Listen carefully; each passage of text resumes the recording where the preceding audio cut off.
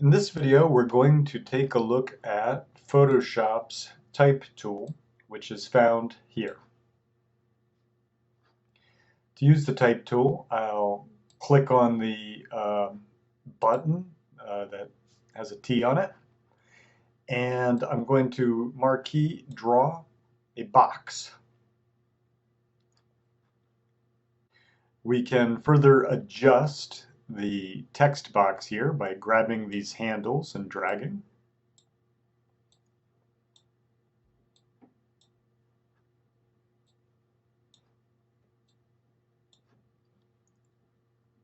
And like all the other Photoshop tools that we've looked at up to this point, you can find a lot of the settings here.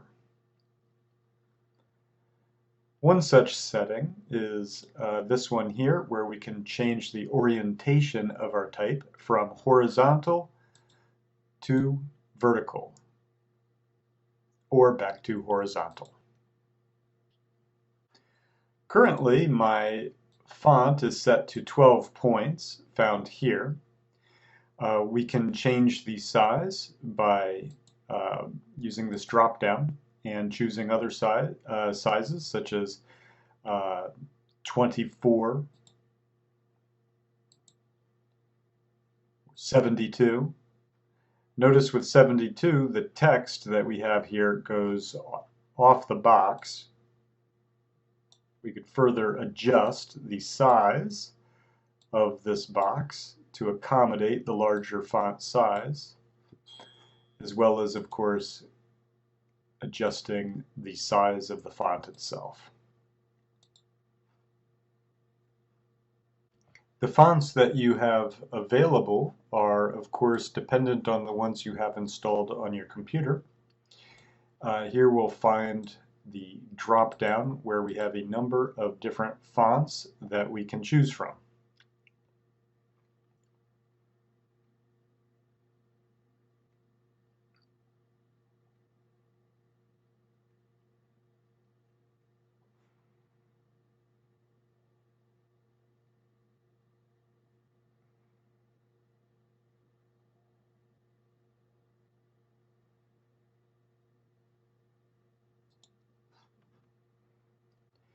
After selecting my font, there are some other options oftentimes found here where we have a family of, let's say, variations of this font, currently set to regular. However, if I click on the drop down, we can take a look at some of these other options here, such as narrow, narrow italic, italic, bold, bold italic. I'm going to change it back to regular. Here you'll find options for the way that we align our text, either to the left, to the center, or to the right. And of course we can change the color of our type. Currently I have it set to black, and if I deselect, you'll see my type. If I want to go back and readjust my type, I'm going to come over to the layer here, and I'll just double click on it. And let's try giving it a color. We'll make this type red.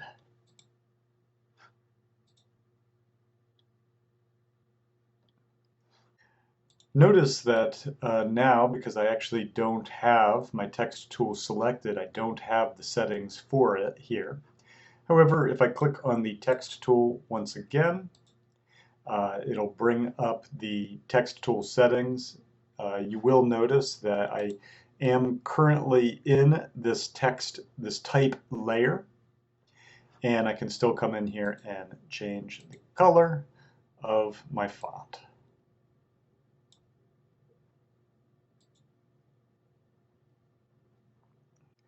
Also take note that I can click here to open up the character and paragraph panels where I can make adjustments to my type. We'll take a look in just a moment at some of these different settings here. I can also access that. If I have it as a panel here, I can access it here as well. Or I can go to Windows, Character, and open up the panels that way. And currently, I also have many of these settings here as well. Notice that we've got these three dots here, and if I click on that, we'll have some more options under the character or under the paragraph. We'll take a look at some of these settings now. Remember, once again, you can always change the color of your font. We can come in here as well to change the font type if we wish.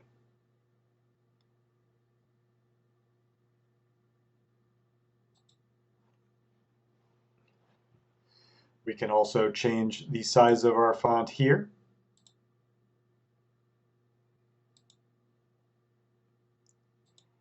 And you're not limited to just these values on the drop-down. You can see it goes to 72 points. However, we can type a value in here as well.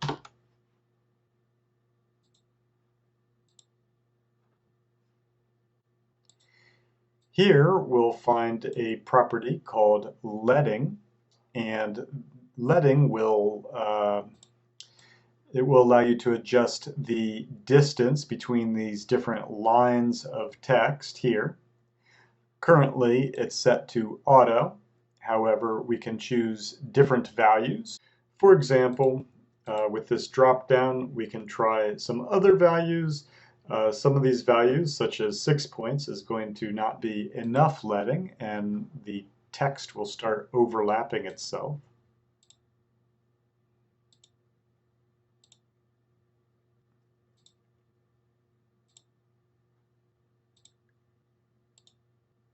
And of course, we can also type in a value manually once again, or by putting our mouse on just to the left of the field here, you'll see it becomes an arrow. And if I left mouse and then drag, we can interactively adjust this leading. In other words, we can interactively adjust the distance between these lines of text here. I'm going to set it back to auto. Here you'll find two different properties here of your type. You'll find one here that adjusts what is called the kerning, and another one found here that adjusts the tracking. We'll take a look at the tracking first. And if I adjust that tracking, you can see the effect it's having, which is to change the distance between the letters here. In this case, with a greater number set for the tracking, we get a bigger distance between the individual letters in our type.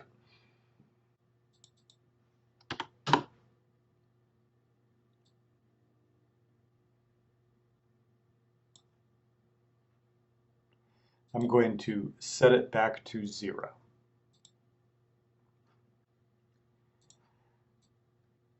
Kerning, which is found here, does something similar. In other words, it also deals with the distance between letters, the way that they are spaced apart from one another. And if we want to take a look at that, let's zoom in on, let's say, this area between the E and the I. I'm going to select the I here. And notice that I can come over here and we can set it to either metrics or we can set it to optical. And you can see that there was a slight change between those two. Metrics is generally the distance that the designer of this font has determined works best between, let's say, two different letter combinations. In this case, the distance between the I and the U was set by the designer of this particular font. In this case, Baskerville Old Face. The designer would have determined the distance between this T and this E, or this T and this U, for example. As you become more familiar with typography, as you work with it more, you'll notice examples of bad typography. In fact, if you do an image search in Google of BadKerning, you'll find many very humorous, oftentimes, examples of typography that is not spaced well. So if we look at this example, which I just found by doing a Google image search of BadKerning, you'll notice that there's this gap between the A and the V here that just looks a little bit off. It looks a little unnatural. It looks a little too large.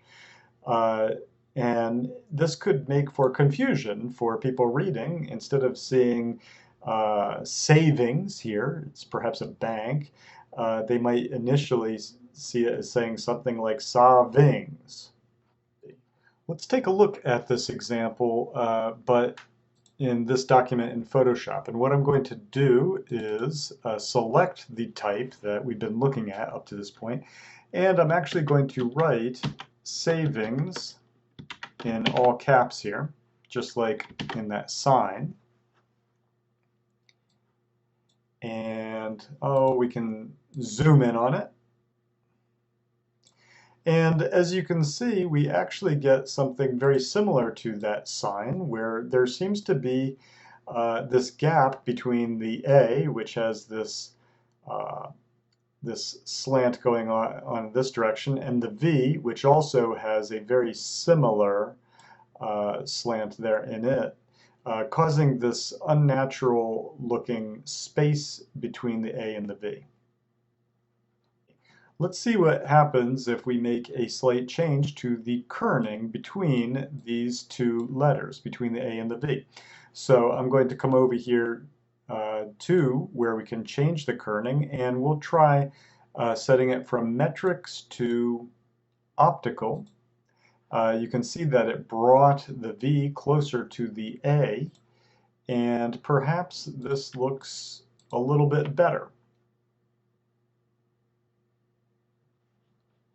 Now, for graphic designers who work with typography all the time, they really do look at the typography. They look at the choices of fonts that they use. They look at the leading, the tracking, the kerning. They look at it with great detail to really fine-tune it and get it to look as well as it can from a graphic design standpoint, but also from a legibility standpoint.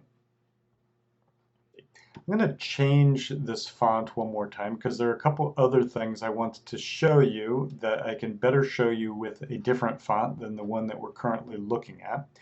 I'm going to change it to this Arial font here. So we'll take a look at these two tools here in the character panel. This tool will allow you to stretch out the text along the vertical like this.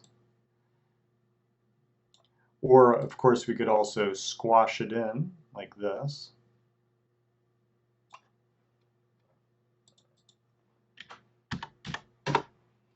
And then this tool will stretch it out on the horizontal axis.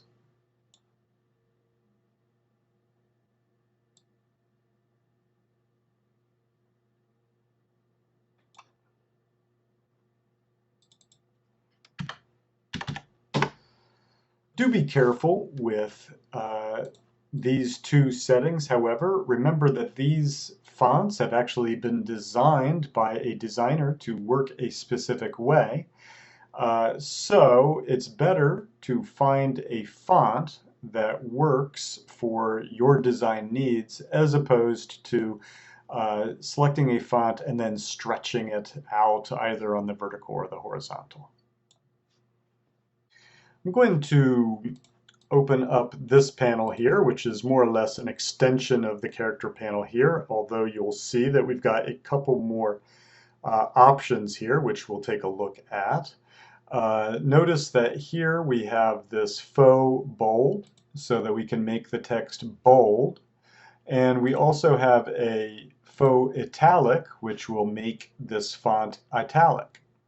I would also caution you against using these techniques because once again, it's changing the design that the person who designed these fonts had intended. And in fact, there's a better way with many of these fonts to be able to get the bold or the italic, and that is, once again, by going and selecting within that font's family. So we can find that either here or here.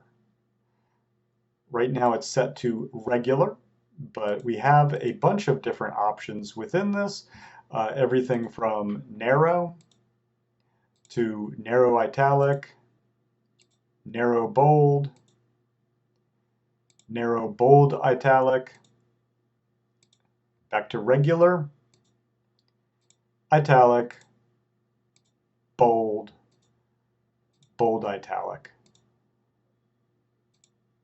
and black.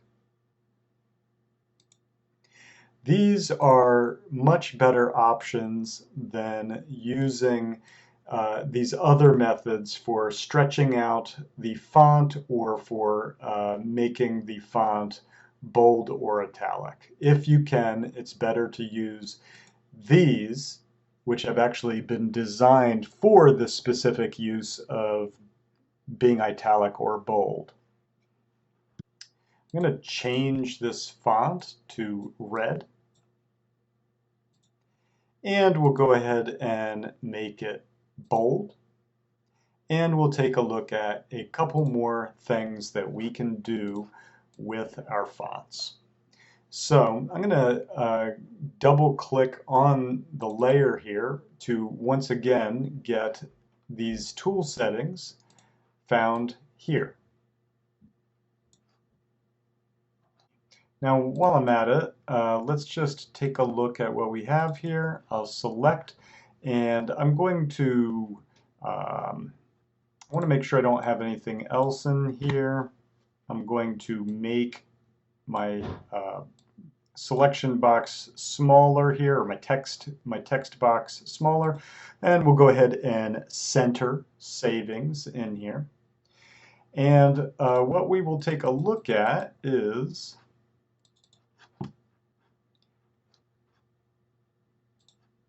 this tool here, which will allow us to warp our text or type. So let's check that out. If I select that, you'll see we've got the warp text box that pops up. Currently the style is set to none, but if we click on the drop down, you'll see that there are actually a number of different warp styles that we can choose from. Let's take a look at the arc, the very top one. And what you'll notice, of course, is that it puts the type onto an arc. That arc can either be horizontal or it can be vertical. In addition, we can decrease the bend or reverse the bend or increase it even more.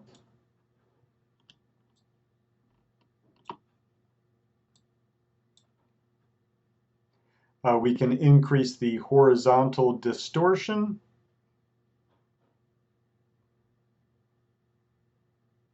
As well as the vertical distortion.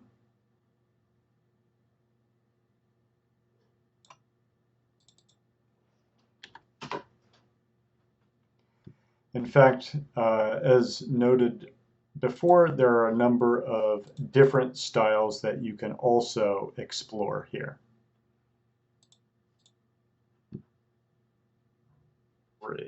Now, before wrapping up this video, I'd like to also just remind you that you can also use a lot of the other tools and techniques that we've looked at earlier in earlier videos.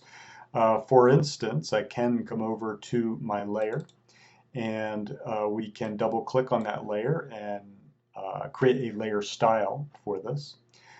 We can add a bevel.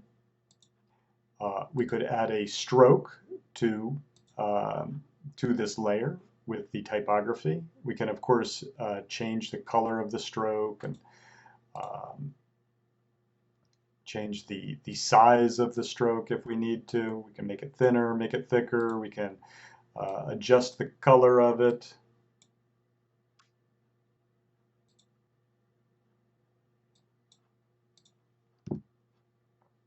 We can add a drop shadow.